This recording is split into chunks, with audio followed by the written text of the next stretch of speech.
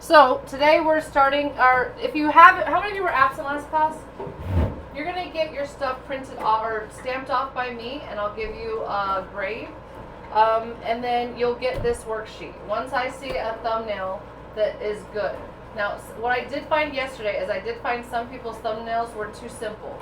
You were making like junior high monsters, not high school monsters. You know what I'm saying? Remember, I want how many precarious parts? 4 appendages that come off of your body. Okay? So all of these, this is like a surplus of precarious parts. It's all these little feelers. Okay? Oops, sorry, you can't see that. All of this is going to be my precarious parts. That's a lot. Okay? You don't have to have that many. You only have to have 4. Okay? Now, here's a really important part about drafting is this is the tabletop right here. Okay? This is the tabletop. Alright? So I have to start drawing with how far away I want this to be from the tabletop. Now I have a cheat sheet here because I already made one. But it has to be, everybody see this gray box right here? Either your height or your width has to touch it. They don't both have to touch it, but one or the other. It has to be at least that big in one direction. And I will tell you, the max you can go is this far, alright? But it is easier to sculpt a little bit bigger. Okay, because your little bitty fingers are trying to do really complex things, and that way you can get in there and actually attach things and carve things. So what I'm going to do here is I'm going to start just by, and I'm using, what is this called? Sharpie. Okay. I would not use Sharpie when you do this. I would not do it. But I'm doing it so that you guys can see it on the camera. So just start with a basic shape, and then use a pencil so that you can make mistakes. And you can add on details, and you can see what it is that you're doing. Okay? So I've got an eyeball here, an eyeball here, an eyeball here. You guys, this is, did I tell y'all how this was about my first demo I ever did? Where is he? Where did I put him? Oh, he's right here. You guys, I had never made a sculpture in my life. I took pottery classes in college. I never took sculpture classes. Even though I love sculpture, do you guys know when you like love something and you tell yourself you're not good enough? And then you don't do it because you're afraid? That's how I was with sculpture. But anyway, I took this job and I was like, shoot, I better figure out how to sculpt. So I looked at a book and it taught me how to make complex pinch pots. And I didn't plan this, I just did it willy-nilly, okay? So this is what came out of it, but a kid dropped it and the legs fell off, and so I wanted to recreate it in one way, shape, or form. So that's what all these weird things are. I didn't plan to make hairy eyeballs with tongues sticking out of them, but alas, that's what happened. Okay? So I have all these hairy eyeballed situations with tongues. We'll add the tongues. Okay? And I'm doing this quickly for the sake of your attention spans. Now, I would not say this guy is supposed to be right here. He's supposed to be like defending off, like pushing away for his fear. But because my little guy does not have a face, I don't think it's really successful. In fact, if this was your design, I would make it go back to the drawing board. Does that make sense? I really want to be able to see that fear. Okay? This is where we're at today. How many of you got this far and you did a better job, hopefully, than me? Excellent. Okay. What we're going to do today is we're going to draw the front view. Okay? When you draw the front view, you want to think about the basic shape first. Okay? There's lots of different ways that I could draw this basic shape. I'm going to use pencil for a second. What if I made him get really almost like flying saucery? Like really wide, and his tentacles were coming out really wide, almost like a blanket. Does that make sense? That is an opportunity, a possibility. Or I could make it more like the one you see here, where it's a little bit more narrow. Okay, and I think that's what I'm going to do, because that would be a lot of tentacles underneath there. I don't know if I'm game for that. Okay, so I'm just thinking about that basic shape first. Now, I'm also thinking about where the bottom is, so I didn't go quite low enough there, did I? So I'm going to have to make sure that this side lines up with the front side. All right? The head is a little bit too high. It's for Lauren. So I'm going to fix it. If I don't make it perfect the first time, that's okay, because you're using pencil. Does that make sense, everybody? So now I have to think, this is facing me now. This opening here is right here. Okay, and I have to think about where these ridges are, and I'm just going to draw them how I think they would look. Okay, so I'm thinking about turning this whole body over so that it's facing me. Okay, I cannot see the tail or the back. I can see whatever these things are coming at me, and at a certain point they're going to start flaring outward, and I'll be able to see them more. Now, I'm doing this really quick and rough. Do you think I'm going to stamp yours off if you do yours really quick and rough? No. This is the time for precision. This is the time for you to understand 100% what you are building. If you don't understand what you're building, I don't understand what you're building, and I cannot help you build it. Okay? This is a very complex project. You're going to need my help. Okay? So we have to make sure we're doing this right. So this one over here, I need to make sure it goes that high. Notice this grid really helps you make sure that you're lining things up. It's going that direction. I see another one on the back over here. It's also a similar size. Maybe I'll put, I don't know, something here. I don't know, maybe his face is going like, oh no, like Mr. Bill. Do you guys know who Mr. Bill is? That looks weird. All right, I'm glad you know who Mr. Bill is. On the right side, I've got this guy right here lined up with this area. So I've got this little, and it goes up to there. So I'm double checking using these grids. Does everybody see this grid? Now on the front view, I cannot on the side view see the left side, but I'm assuming there's going to be more eyes. So maybe I'll put an eye here, and maybe I'll put, you know, the evidence of a farther back eye over here that looks a little bit smaller. Everybody understand how this works? Now, a few things I really need, Nilo, what are y'all doing? Laura, did you get your pass? Oh, there's two here. Also, Irene. It's for you. Laura. She said slip and I brought her slip. Okay.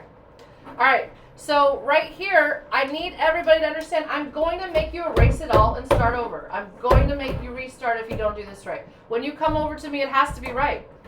If you do it wrong, I'll help you make it right. But then you have to go do it again. Now, when you come over to me and it's wrong, and I'm helping you make it right, you shouldn't be a little whiny baby. Okay? You shouldn't be all huffy and like teenager and throw a little internal tantrum. Okay? I can tell when you do that. Your eyebrows are your tell. Okay? So I want you to have the heart of someone who's prepared to learn and realize that this is a crucial step. How many of you guys like ceramics class? How many of you think you might go on to ceramics 2? I don't baby you in ceramics 2. You got to be able to do this. Everybody following me? So if I don't get it right in this first project, then I have to keep teaching you and reteaching you and reteaching you, and I don't have the energy for that, although I want to teach you. Okay? So here are the really important things. If I look at your body and it's not lined up, I'm going to have you go erase it. If your floor isn't touching the bottom, I'm going to have you go erase it. You cannot make a floating sculpture. This right here is the floor forever and ever. Amen. So if your bottom doesn't touch it, I'm going to make you go erase it. Okay? Now, what I don't like is I don't like it when somebody has a beautiful sculpture and then they just like increase things to make it longer. What happens is the proportions don't look right. Does that make sense? You're going to have to erase it and you're going to have to start over. Okay? I'm going to give you the time to start over. I'm assuming this is going to take at least one more class to get these right. Everybody following me? Okay. Now, any questions about the actual process of drafting? Making sure things are lined up, they're one-to-one size. Isabel? Yeah, absolutely. I've given you a grid, so it should be pretty easy. You can just follow it. But if you like the idea of a ruler, go grab you one. It's underneath the laptop. Okay? Now, I'm being a little bit intense right now. Does that make sense? Because this is a hard skill. This is a hard skill. And half of you are going to have to redo it multiple times.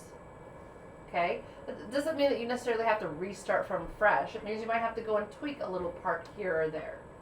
But this is one of those things, this is a stopping point in your education. If we don't understand the draft, we're not going to be able to figure out the backside. Are you guys ready to learn about the backside? Are you? Okay, here we go. So on the bottom, it asks you your color vibe. So we're starting to think about how you're going to be glazing this. What emotional vibe do you want your monster to have? Sad, chill, hyper it should say, anger, disgust. Think about the vibe of your monster. I want him to be creepy. You know that feeling when something with legs is walking on you? That's the feeling I want. Okay? That's it. Then you're going to think about your color scheme. Okay? This is my color scheme because I am going to remake this, you guys. I started making this during COVID, right before COVID. And you guys, there was no hope. There actually was hope, but then I was like, it doesn't even look scared, and I gave up. So I'm going to remake it probably when I have a few moments. These are my major colors, and I think I'm going to use orange and yellow and pink, dark pink, for this texture here. I was showing the kids how to do texture, but I think I want that to be orange and yellow. So I'm going to put that. I want it to be like brights, but also kind of gross with the greens. Okay. So I've got my color scheme going. Now this is the hard part. Okay? Once you get, I want you to check with me when you have your front and back cover, or front and side view. Everybody follow me? I just went to Art 1 for a second. All right, back to Ceramics 1. Once you do this, and I have said yes, that is good, then and only then can you go to the back cover, or the back side. Are you allowed to look at the back side before and start filling things out? No, you're not, because I might force you to change something about your design. Don't go past and go to the back cover until I've said, yes, that looks good, Linnea. Go do it.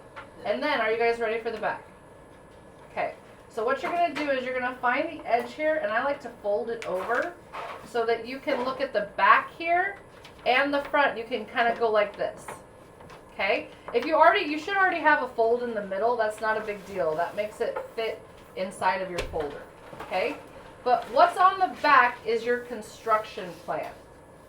This is so important because this is going to teach you what you're doing, but it's also going to make sure that I know that you know what you're doing.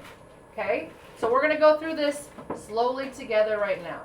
Are you guys emotionally prepared? Okay, we're thinking about how we're going to build this thing.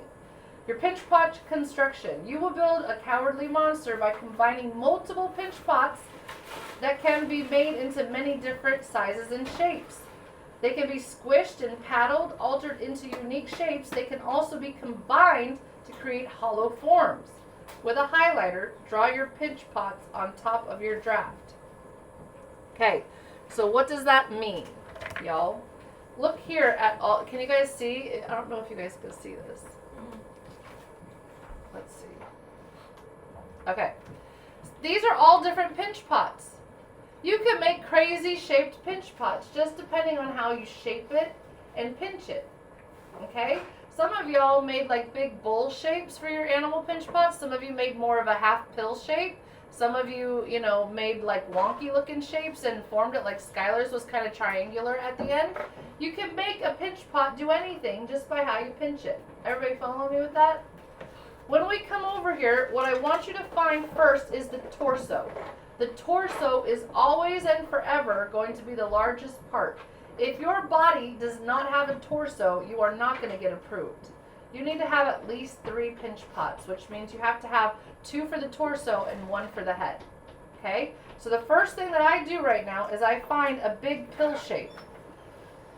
That is my torso. Okay? And I cut that in half, and that is going to be the first things that I build. This is going to be pinch pot number 1. This is going to be pinch pot number 2. Okay? I'm going to put a wee pinch pot on the top for number 3, and I'm going to put an even weer pinch pot for number 4. Now I want you to notice, see how there are things that come off of the pinch pot? Those are going to be added on details later. All we're doing is getting the basic shape. The sculpting comes after. How many of you guys have ever learned how to draw? Maybe with me? It is the exact same thing as drawing. You start with those basic shapes. Once you have this basic shape, then what you can do is you can morph it and paddle it and change it and make sure it's nice for you. Everybody following me? Okay? So I've done step 1. How many pinch pots am I going to use, you guys? I'm going to use 4 pinch pots. Okay? Let's figure out the order you will build your monster's body parts. Okay, I already told you the order. You always start with the biggest shape, which is 100% of the time. I've never had a head bigger than a torso. In my 10 years of teaching this, the torso is always bigger than the head. Okay, so I would start with the torso first, add on a bottom or whatever you got going on. Phoenix, this is for you, dear. I think it's a Fellowship of the White Slip. Alright, so now what we're going to do is we're going to figure out the order that we're building the body parts. We have to figure out what is weight bearing. What does weight bearing parts mean? Give it words, Isabella. Well, you have to think about your heavy parts, but it's not necessarily the heavy parts. For example, my head is probably going to be pretty heavy. Is it bearing weight? No, it's creating weight. What is bearing the weight of my head? Ripley? Is it like what's holding up that weight, like the little? Yeah, these little tentacles are my weight-bearing parts. They have to be able to hold up the shape of my body. Okay? What if you had a design that was like this? It was sitting down here and it had the head and it had the arms. Remember that example I gave you guys? What would be the weight-bearing part here? The butt. What? The butt. The butt is bearing all the weight. For most people, if you have legs that are suspended, those are going to be bearing the weight. But in this case, the legs are coming forward, so they're not bearing the weight. So the butt is bearing the weight. That's the bottom of the torso. Everybody following me? For mine, mine's a little bit more complex, so of course I put legs down there and a boatload of them. Okay? So the legs are my only weight-bearing area. Now some of you might have more than one thing. Some of you might have legs and you might have a tail, or you might have wings that are touching the ground. You might have other things that are helping balance and bear that weight. Are you guys thinking about what body parts are yours for weight bearing? Okay, so I've got my weight bearing part. It says observe your monster's body language and identify which body parts will be supporting or holding up the bulk of the weight. Remember, as a beginner, it is wise to make weight bearing parts stocky. Remember, I said no thin or skinny parts. Okay? Now we have to figure out what are our precarious parts. Who remembers what a precarious part is? Horns would be precarious, but what does that mean? It sticks out, but what does precarious actually mean? It's fighting against gravity. Potentially. But what precarious means is easy to break. Gravity makes things easy to break. Being skinny makes things easy to break. Being weight-bearing makes things easy to break. There's different reasons why something might be precarious.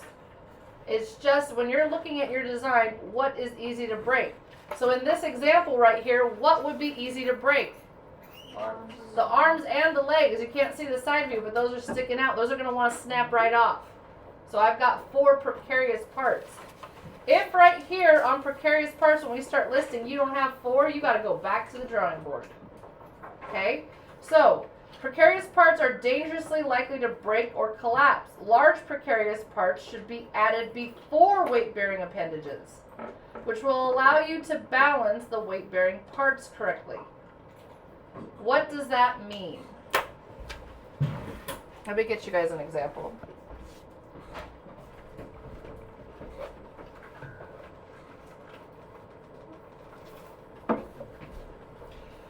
Okay, this is my hamper wolf. It's a sculpture of an imaginary play day with my nephew. Okay, what are the precarious parts in this image? Tail. The tail, definitely the tail was. What else is precarious? Sword. The sword is precarious. It sticks out on both sides. What else is precarious? The arms and legs are precarious. I would not say that the heads are precarious because the attachment space is really wide. Does that make sense? You could make a case for that tongue being precarious because it's skinny. That's another thing that makes things precarious with clay, because what happens to skinny clay areas? they dry out faster, which means that they tend to crack where they're joined. Does that make sense? So that tongue was like one of the last things that I joined on. Okay? So what we're trying to do right here is we're trying to figure out how to balance. What's doing my balancing here? The legs are doing the balancing. What if I waited? What if I did my legs first and then I added on those two giant heads? What would probably happen? It would probably tip forward because I didn't have all that weight on there yet. Does that make sense? So what we're trying to do at this point is we're trying to figure out what is going to be holding the piece up and what is big and heavy that I need to add before I add on the legs. The legs should be one of the last things that I add on. Does that make sense to everybody? Okay, so when I'm building this, I built the torso and then the heads and then the legs and then the tail was one of the last things. And I had really suffered with that tail, y'all. Okay, so we're trying to figure out our order. So what are the precarious parts on mine? Mine are legs times like 20. I have like at least 20 legs going on here. Everybody feeling me? Okay, so 1, 2, 3, I have 20 legs that are sticking off. I'll be fine. I have more than 4. Okay, but you might have 2 wings. You might have 3 legs. You might have a tail that's precarious. You might have a horn or a giant fangs. You could have anything that's precarious there. You might have more, like me, you might have more than 4 that are precarious. That's okay. All right? So once you fill out your precarious parts, now we're on to construction order. You need to figure out the order that you will build your monster body parts. Here is the general order, but it depends on your design. This is generic. So if you have some weird, funky, cool monster that doesn't look how most people's monsters look, it might be a little bit different. Okay? But the largest shape is always first, and that is 99.9. I've never had anyone it not be the torso. Okay? So I'm going to write down torso. The second thing that I'm going to add on is the head. And then the third thing I'm going to add on is the tail. And then what I'm going to do is before I do like all of these, I have to figure out, do I want to do the eyes or the legs first? What do you guys think? The eyes. I think that that's wise to do the eyes. Why would it make sense to do the eyes first? Because it's going to shift the weight. They're pretty big. They're not small little eyes, and that's going to teeter the balance. Okay? So I'm going to put the eyes fourth, and then the tongues. Might as well while we're doing it. I don't know how to spell tongues. And then the legs are last. Okay? So now I know what order I'm going to build things. You want to make sure that your little wee bitty precarious parts are last. So the sword was a last, and the tail was my 2 last things that I added on. Even the ribs I did right before I did the sword, because those little bitty ribs right there are gonna dry out and snap off when you're bagging and putting them back and forth. Okay, so I waited till the very end to do those. The ears over here kept drying out, but I took some wet paper towel and put it on top to keep those hydrated. So you have to really kind of baby your skinny parts, your little parts. Everybody feeling me? All right, how many of you guys feel like you understand how to fill out the back here? Okay, how many of you guys are feeling a little bit more confident having a plan of how you're going to build? Good. Okay, so when you're going to have 2 check-ins for this thing. First thing you're going to do is you're going to draw the front if you haven't, or the side, whatever you're starting with. Then you're going to draw the second view. Okay? Then once you do that, you're going to come check in with me. Okay? When I give you the go-ahead and I say that makes sense, I see 4 precarious parts, everything lines up with the project, then what I'm going to do is I'm going to send you back to do the vibe, the color check, and this. Once you have the draft and all of that and all of this filled out to my liking and satisfaction and you understand it, then and only then I will give you a stamp and a grade in Aries. Does that make sense, everybody? Okay. Now, this is how I like to do grading. I don't know if you guys have ever had a grade disappear in Aries. Have any of you guys ever had that problem? It's really obnoxious, but if you leave Aries for too long, then it logs you out. And if you input, it doesn't tell you it logged you out. It looks like you can input grades. And so if you input grades after it's silently logged out, then the grade goes missing. Okay? So when I stamp you off, that does not mean that you have the grade. You're going to get a stamp off. That way during check-in time for grades at the last 5-10 minutes of class, I can look at it really quickly and give you your grade. Okay? So you have to, it's really 3 check-ins. 1 for the views, 1 for everything else, and 1 for a grade. Everybody understand? Okay. Let's get to work. If you were absent, then you can come check in if you're ready. If you're not, you're already a day behind, so get caught up. Indigo, are you sure you don't need this, dear? Yeah. Okay. That was a long